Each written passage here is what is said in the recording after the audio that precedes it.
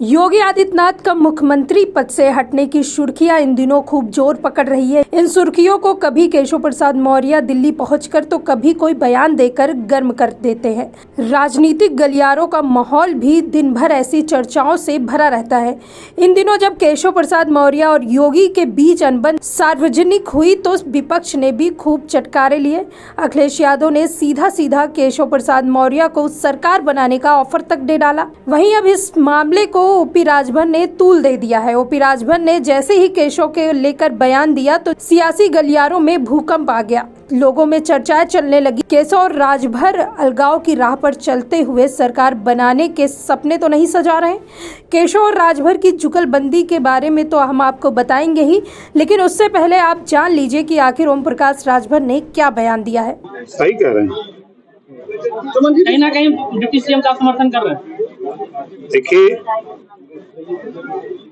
Deputy CM के नेतृत्व में ही वो प्रदेश अध्यक्ष थे, उनके नेतृत्व में 325 सीटें जीती गई थी। मैं भी साथ था, याद होगा आपको। हम साथ नहीं थे, 75 हार गए थे, याद है ना। याद है। योगी जी की जो अभी उपचुनाव की रणनीति है, समीक्षा में भी आपको बता दें, ओपी राजभर से जब सवाल किया गया कि बीजेपी के नेता कह रहे हैं कि उनके कार्यकर्ता नाराज हैं, इस सवाल पर ओपी राजभर ने कहा कि उनके बारे में क्या कहें, इतना जरूरी नहीं है कि कोई संगठन कार्यकर्ता से ऊपर होता है। राजभर ने कहा कि निश्चित तौर पर संगठन से ही सरकार बनती और इसलिए जब संगठन नहीं होगा तो सरकार भी नहीं खड़ी रहेगी।